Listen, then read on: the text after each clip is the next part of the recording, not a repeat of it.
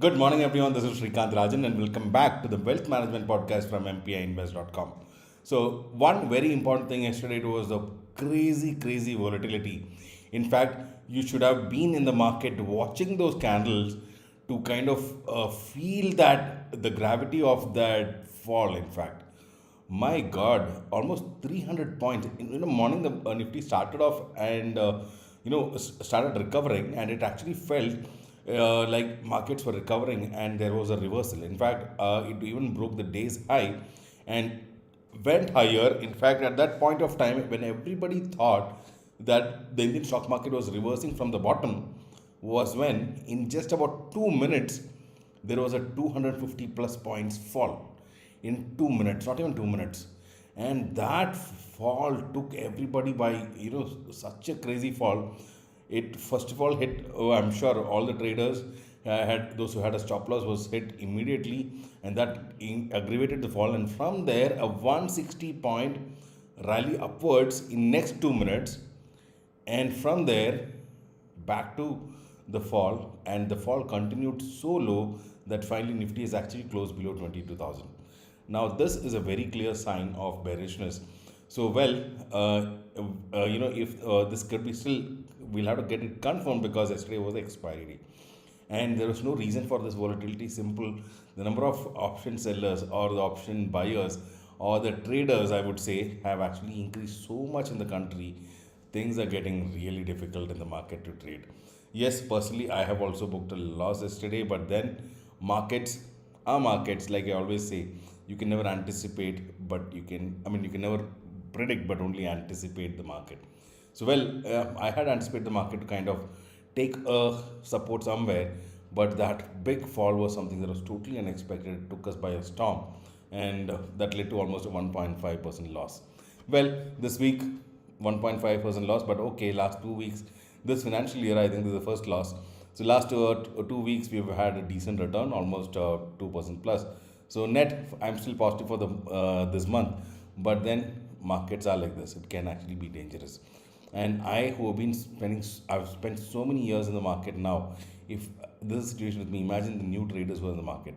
So that's something, of course, I could see a lot of social media posts saying that people have lost money, and of course, news also that a lot of people have lost money. But then, yes, trading is the most difficult way to make money. I am telling you openly, trading, I've been into trading for so many years now. I know how difficult it is, but then still people come and talk to me. They say they want to start trading.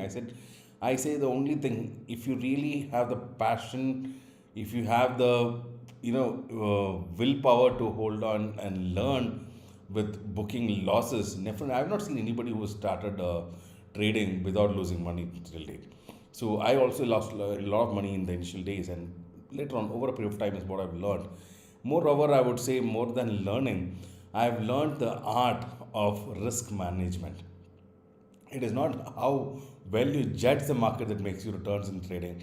It is how well you manage your risk in position sizing, risk in taking a trade, risk in the timing. All these management is something what plays a key role, and which has made me a profitable trader all these years. So, I'm not doing any courses, because one thing is for sure, I see a lot of people doing all these courses. If there is somebody who's actually making money trading, if the person starts sharing his trades and teachings to so many people, then that will stop working. This is simple common sense. And I'm still wondering, who are those people still selling those courses, and even worse are the people who go join those courses paying money. So that is something I don't firmly believe in. I don't do any courses. I do it for myself, and simple as that. I just don't promote trading at all. So, I'm a trader who doesn't promote trading. So that is the interesting part. Well, that's something if you want to make a niche of yourself, if you want to be a trader, the first thing you should do is probably start analyzing the market, listen to thousands of people, make your own strategy, and that should work the best. But if you start working on other strategy, it may work for a few days or a few months, but over a period of time, you might just lose money. So it's very important that, see, it's simple. See, if I share it with two or three people or four or five people, it doesn't make a difference. But if I'm sharing my strategy with thousands and thousands of people, and all those 1,000 people are using the same strategy, then who would make money? So I mean, it's of course the lacks of investors are there, but as a strategy spreads, it can never happen. Even in stock market, there's a saying: if you know that a stock is going to do well, probably everybody knows, and if everybody knows that the stock is going to do well, then nobody would make money. So that is how the stock market is. So well, markets are markets. The most important thing is of course to make money out of it. And how do you make money out of it? Well, at this point of time, your portfolio might look a slightly minus, but very slight minus, but there's nothing to be actually worried about. As an investor, like 22,000, breaking 22,000 is something that needs to be watched. And whenever we see a much bigger dip, I would say adding small amount of funds over a longer period of time should be a great way to deal with this. So we never know where the support is going to happen. Would it be 22? Now 22,000 is broken. So will it recover from here? Because it's just close to 22,000 now, and will it take a support somewhere around 21,900 and go up, or will it break down further? This is something that nobody in the world knows.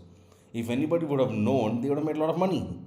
So there's nobody who's made a lot of money in market, of course. But consistent investors have always made money in the market. So I am a consistent investor as well. So many a times when I make some losses, also it gets offset by my investments. So that is also one way of doing it. And when times are not that great in the investment field, probably I make some money in the trading. But then if you already have a profession or a job which is successful, which you are successful at, then you don't have to get into trading at all. Well, this day's podcast may seem like a anti-trading policy, but no, it's not like that. It's simple. Any job that you do needs its own experience, learnings, and you should be ready to learn that. The job that you're doing, the business that you're doing, how many years has it taken to you to be so successful? Naturally, trading is a brand new profession by itself. So if you have to do that, you have to be ready to spend at least 3-4 years to start off with. Should be ready to pay the course fees, not to anybody else, to yourself, in way of booking losses, managing risk over a period of time. If you're ready to learn, it will take at least 3 to 4 years to learn and be a successful trader. It's not an easy task. The easiest task is simple: start investing in a mutual fund at least.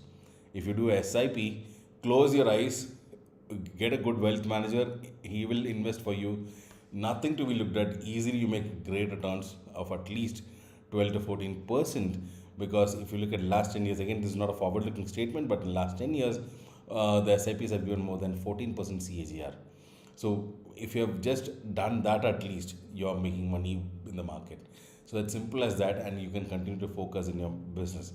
So that is where we at MPI Invest help you invest into the right platform, the right mutual fund, selecting the right time to switch mutual funds, and that's something that we do for you. So well, that was a little bit of marketing for us. Now getting back to the market. So today, okay, yesterday the important factor, after the markets closed, we could see the Infosys results coming in. I would say it's a mixed bag, because the profit has actually grown, but the revenue has actually come down slightly, and also contract wins are good. So overall, I would say it's a mixed view, but still the ADR in the US market has actually fallen down. So we need to look at how it works. I mean, how the markets would react today in India. So that's something interesting to be looked at. Yesterday there was some soft, short covering from Infosys. Probably people will start getting back to short or not. That's something that we need to watch and see. Apart from that, the next important thing is tomorrow being the HDFC Bank result. Today markets can continue to be volatile, and yesterday the US markets have again closed in negative. So overall, we are also expecting again a gap down opening today, and I don't know how many shorts are there still left in the HDFC Bank. So if there are some good amount of shorts, people may try to cover the position. If that happens, HDFC Bank can go up, and if it goes up, HDFC Bank will take Nifty along with it. So with the gap down opening, will the market go up further today? That's something. Would it be a trending day? Is something that we need to watch out, because again, coming to weekend, people would not like to hold their position. So by end of day, we might again see some volatility. So it's going to be crazy volatility all around in the market. So if you're a newbie in trading, I would say stay away. This is not the time you should try to learn. This is going to be difficult. So that's it for now. I think we'll cover more details on Sunday on the Market Pulse video sharp at 7 p.m. Till then, this is Srikanth Rajan signing off. Wishing you all a great weekend. Goodbye. And before you go, do remember to press the like button if you love the content that we share. Do share the podcast with your friends and relatives to help them learn and also make informed decisions on their investment. Goodbye. See you.